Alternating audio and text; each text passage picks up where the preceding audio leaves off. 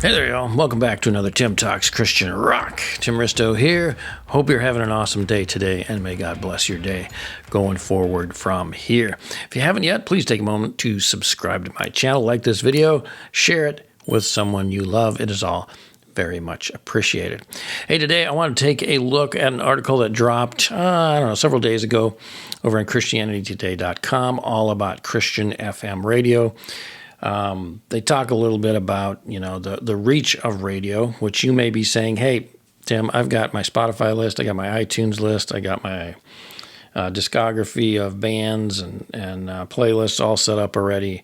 Digitally, I'm covered. Why do I need to worry about radio? Well, this article actually has a little bit of insight, some stats all about the reach of radio, the popularity of it, which is kind of interesting to look at. But really, first and foremost, I wanted to talk more so about the nature of Christian classic rock. If you saw my recent video about, Joe Rogan discovers Christian rock, I talked briefly in there about how classic Christian rock, which is the song that Joe Rogan heard, a Larry Norman song from the 70s, still has some appeal and seems to finally kind of be coming into its own. Classic Christian rock is kind of being discovered by a lot more people. Not sure why all that is, but I know probably a lot of us that started with Christian rock in the 80s and 90s, some back to the 70s, of course, but we've shared about this for a while, but it feels like now that the genre is kind of reaching a little bit wider mass for some reason. Not sure why, but I'm glad to see it happen. So I want to talk about that a little bit in regard to radio and this particular station that got started, and just reflect on that for a little bit. So let's hop on over to ChristianityToday.com, take a look at this article, and then we'll talk about it as we go along. All right, the headline here reads, "What is Christian radio missing? Dad rock." This is by Kelsey Kramer McGinnis. The byline here reads, "The upstart station, Iron FM, sets out to reach male listeners with classic songs, gospel message, and lots of distortion." Okay, I'm hooked already. After 30 years working at rock radio stations, Matt Toledo lost his job during the pandemic. It felt as if he'd lost his purpose. But in his searching, jobless, and defeated, Toledo found Jesus. His whole family came to faith. He started listening to Christian talk radio and got a job as an evening DJ with Hope 100.7, a strong tower Christian media station in Dayton, Ohio area. As a new Christian and longtime rock enthusiast, Toledo started to discover old school Christian rock by groups like Audio Adrenaline and Pillar, music that for him sounds just as good as mainstream rock, with the positivity of God attached to it. He also noticed that none of it was playing on Christian radio. He started dreaming of a way to return to the rock music he loved while preaching Jesus, the coolest dude ever born, to fellow hard music fans. So he built his own streaming station in his basement. As the article goes on, basically it says that this caught the attention of the general manager's station. This kind of started to take off, decided to kind of take this kind of to the next level. He says here he had a particular audience in mind, dads, specifically men aged 25 to 51. The dads who are taking their kids fishing, camping, and hunting, Toledo said. For now, Iron FM, where one man sharpens many, is a streaming station that keeps it loud while sharing the Word of God. It's geared toward the male listeners Toledo set out to reach, with taglines like, "Whether you're on the job site, hitting the gym, or driving the kids to practice, we've got the soundtrack to keep you fired up and inspired." As a dad in his mid-50s with 2 young adult children, Toledo is creating the station he would want to tune into. So this is cool on its own front. And here, this takes us over to Instagram, but I think that's Toledo there in the station booth, obviously, control booth. So, again, I admire this effort for starting this up. This is actually something that back when I was in high school, when I got into Christian music, I'm like, why don't we have a Christian rock radio station? They played all the mellow stuff. Most of the Christian music stations did, but none of them played Christian rock, the stuff that I wanted. I got 3 hours on a Saturday night, I think it was, in Houston area when I lived there, that they had the Rock of Love on Saturday nights. KSBJ, Something Better Jesus, played 3 hours on Saturday nights, and that's all you got of Christian rock. During the rest of the week, it was all other stuff, either talk radio or just mellow music, praise music or what have you. That was it. And I do remember hearing about a radio station back in the 80s, I think it was, in Arizona, if I remember correctly, that was Christian rock 24/7, I believe. And I always was jealous of that. I was like, we need to move to Arizona just so I can have that radio station. But so anyway, this is interesting. You could say maybe a little late to the game, but glad to see it happening. Christian rock has never had a home on the radio. Stations like K-Love focus on contemporary Christian music, CCM. Christian bands like Skillet and Thousand Foot Crutch get more airplay on secular rock stations where their edgier music fits the sound profile. Even the burgeoning Christian alternative rock scene and festival circuit of the 2000s didn't transfer into radio play. Christian radio shut the door on rock for fans a while ago, said Mike Couchman, operations manager for Joy FM.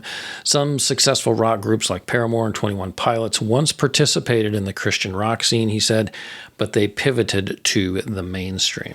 That's kind of interesting. That's a whole other conversation I'd love to have sometime here on the show, but I'm not going to get into that right now. But that is a whole interesting point of discussion there. Why did some of those bands, besides the fact that you can get a bigger audience, why did they pivot away from Christian rock radio the way they did? Christian stations had tried to segment, seeking younger audiences with alternative and hip-hop, but the experimental period was short-lived and most settled on the CCM music that had the biggest appeal. Air One, a station owned by K-Love's parent company, was originally envisioned for Christian alternative, but ended up focused on the popular contemporary worship. The assumption these days is that if you want to reach anyone under 30, you need something worship-oriented, said Couchman. Obadiah Haben, who hosts an evening show for Way FM and previously worked as a programming director for Radio U, a Christian rock alternative station based in Ohio, said that Christian rock shifted as rock declined across the industry during the early 2000s. Christians live in the world, their listening habits reflect the mainstream. Haben told CT, by the 2000s, it wasn't rock artists who were driving culture and trends, it was hip-hop artists. Haben also pointed out that Christian rock's core Gen X and millennial audience seemed to age out of the genre by the 2010s, and there wasn't a rising generation of new fans to replace them. Young Christians had access to hip-hop, EDM, electronic dance music, and easier access to secular music. As Christian radio went all in on adult contemporary, the gender gap grew. Women in their 30s and 40s are the core audience for Christian radio, which tends to play popular artists like Lauren Daigle, Brandon Lake, Lauren Wells, Elevation, and Hillsong, whose fans are mostly women. I love Lauren Daigle, but her music isn't mine, Toludo said. And I got to agree. So much of Christian radio today, Christian music today, the CCM music genre, I guess you could say, or industry, is geared towards females. That's the audience, really. A lot of this worship music is aimed directly at a female audience. Again, not to say that worship music only appeals to females. There's a lot of worship music I enjoy a great deal too. But by and large, you are aiming for a female audience with a lot of that material. A lot of that music is reaching a primarily a female audience. Those of us that grew up with classic Christian rock from the 70s, 80s, and 90s, be it the classic rock stuff or the 80s pop rock or heavy metal or alternative and grunge in the 90s. Those of us that grew up with all of that, all those subcategories under Christian rock genre, are predominantly, I think, more of a male audience. Again, not to say strictly only appeals to males, but I think by and large it's a male audience.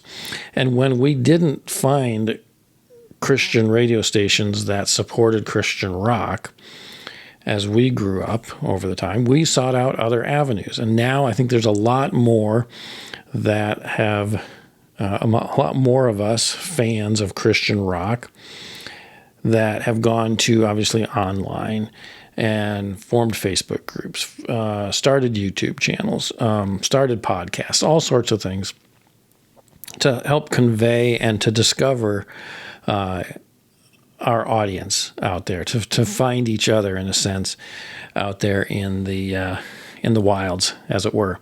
So that, to me, is part of what's happening. And it's like, I really wish there had been a good Christian rock station back when I was, in high school. Would have loved that, but there wasn't. So some of this feels, too little too late. At the same time, I'm glad to see it happening because, again, there is a large male audience that would love this. So now in regards to radio here, let's continue on here real quick.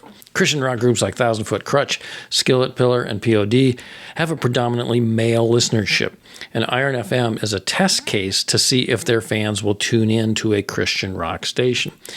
Again, back in the day, I would have very much tuned into that and been extremely supportive of that.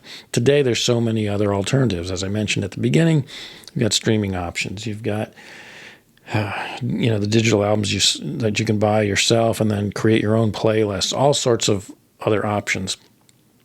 There's streaming radio stations like Heaven's Metal and so many others that are alternative options that are already available.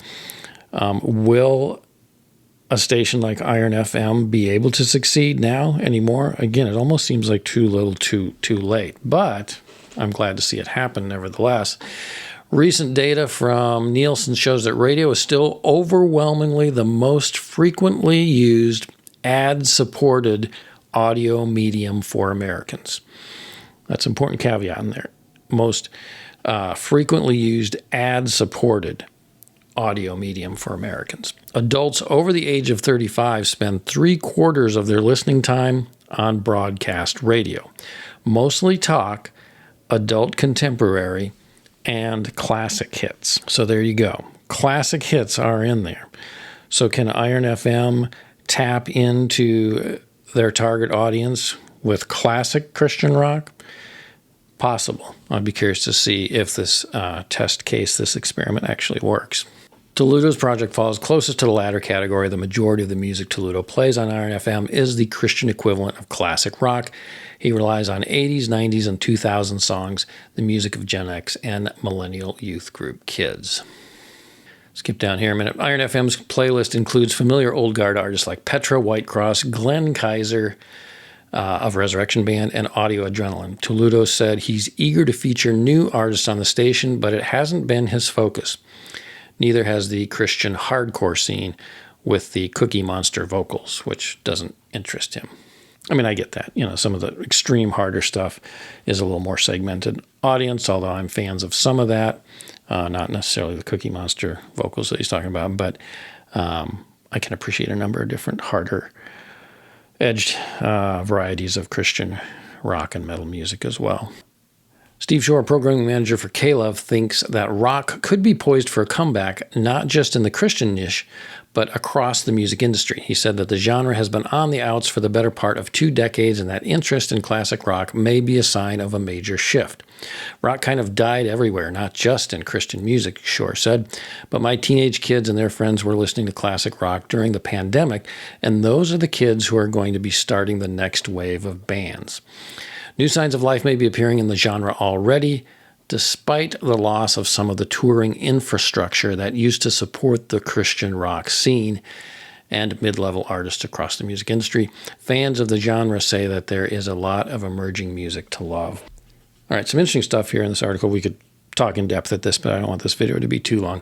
But I think the point here he talks about during the pandemic, what some of the kids were listening to, and that they may be starting this kind of push or this drive back towards Christian or classic rock in particular. I think there's a good point there. I think the other thing too, though, is the fact that there has not been a predominant genre of music that has defined a decade for a while now.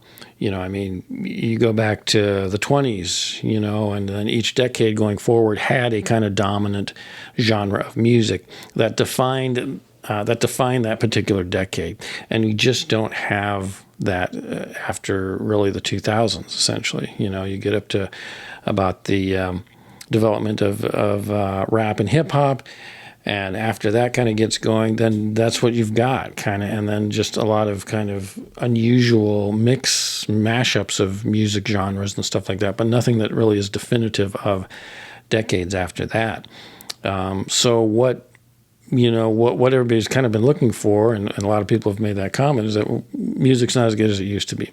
And so I think, again, you're going to start looking back to other forms of music, and I think that's very true now in Christian music. Christian music now has a history of music behind it, a rich enough, deep enough, long enough history now to where we can actually go back to a classic rock time period, and it's differentiated enough from everything that's come since then. We're not just chasing the tails of mainstream music. We actually have our own history of music to appreciate and to reflect and go back to as well, too. So I think that's part of all this, too. So could an Iron FM do well? I think it could. Again, is it too little, too late? That's just kind of my biggest concern here, is that it would have been nice had this happened in the 80s or 90s, had there been a Christian rock radio station, more of them available to us back in the day. Nevertheless, though, again, I'm not disparaging this. I just don't know, with all the mediums and availability that we have today, that this will succeed. Hope it does. Pray that it does. Glad to see this happening, but I don't know. We'll have to see. Would love to hear your comments on this down below. Let me know what you think. Where do you guys, those of you that are fans of Christian rock, classic Christian rock in particular, since that's what we're talking about in relation to this article, where do you consume your Christian rock? Do you go to a Heaven's Metal?